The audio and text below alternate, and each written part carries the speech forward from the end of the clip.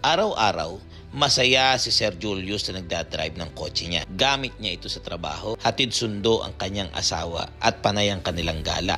Pero isang araw, wala siyang alam na masisira ang turbo system ng kanyang sasakyan. Naramdaman niyang biglang humina ang hatak. May usok na blue-gray na lumabas sa tambucho. Akala niya simpleng usok lang.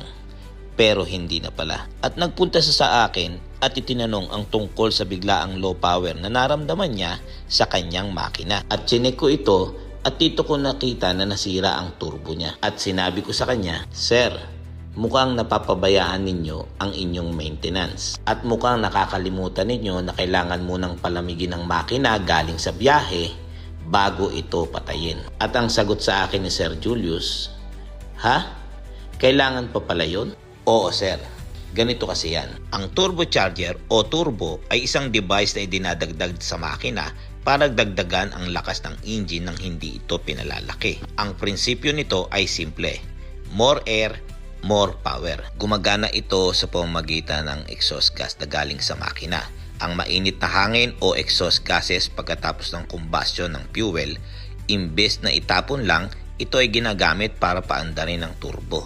Mayroong din tinatawag na turbine side. Yung exhaust gas ay dumadaan sa turbine wheel na parang maliit na propeller. Kapag umiikot ito, nagdudulot ito ng pag-ikot sa kabilang bahagi ng turbo. Ang compressor wheel dahil magdidikit sila ng shaft. Mayroon ding tinatawag na compressor side. Ang compressor wheel naman ang sumisipsip ng malamig na hangin mula sa labas at pinipiga o kinokompress nito. Kapag mas compress ang hangin, mas marami kang mailalagay sa combustion chamber.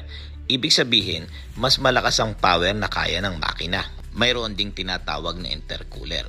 Bago pumasok ang hangin sa makina, dumadaan muna sa intercooler para palamigin ito. Kapag malamig ang hangin, ibig sabihin, mas compact, mas dense, mas maraming oxygen, mas malakas na power. Kaya kapag may turbo ang isang makina, ang resulta, kahit maliit ang makina, ito ay lumalakas. Ito ay parang mas malaking engine. Ito ang dahilan kung bakit maraming modern na sasakyan ang mayroong turbocharged. Sa madaling salita, kapag mayroong turbo ang iyong makina, magkakaroon ka ng dagdag horsepower at torque, mas efficient na fuel burn, pwedeng gumamit ng mas maliit na engine na may parehong lakas. Ang disadvantage naman kapag mayroong turbo ang iyong makina, ang karaniwang problema nito ay madaling uminit kung walang tamang maintenance. Kapag may problema ang turbo, makakaramdam ka ng tinatawag na turbo lag or makakaramdam ka ng delay na hatak. At kapag hindi ka regular na nagpapalit ng langis at tamang viscosity nito, masisira ka agad ang bearing nito sa loob. Kaya ang dapat nating gawin para ma-maintain natin or ma-extend natin ang buhay ng ating mga turbo, una, huwag agad nating patayin ang makina pagkatapos tumakbo ng matagal.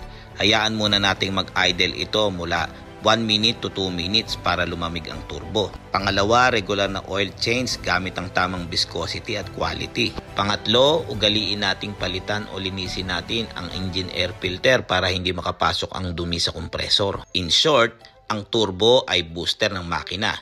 Ginagamit ang lakas ng exhaust para paikutin ang hangin papasok, kaya mas malakas, mas matipid at mas exciting ang takbo ng sasakyan. Pagkatapos naming mapalitan ang turbo ni Sir Julius at maunawaan niya ang tungkol dito, simula noon naging mas maingat na si Sir Julius dahil natutunan niya ang pag-aalaga at pag-iingat ng turbo ng kanyang makina.